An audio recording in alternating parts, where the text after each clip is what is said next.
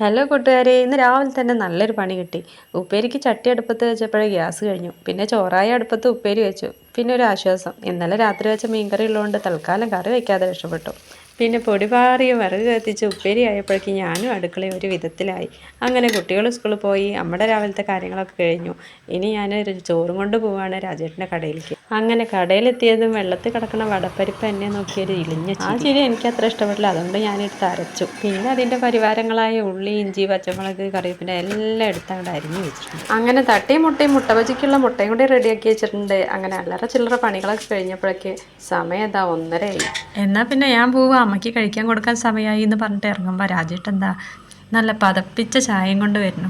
പിന്നെ ഏത് നട്ടുച്ചയ്ക്ക് കിട്ടിയാലും ചായ കുടിക്കുന്ന ദുശീലം എനിക്കുള്ളത് കൊണ്ട് ഞാനത് വേഗം വാങ്ങി കുടിച്ചു. അതും നല്ല അടിപൊളി സ്ട്രോങ് ചായ.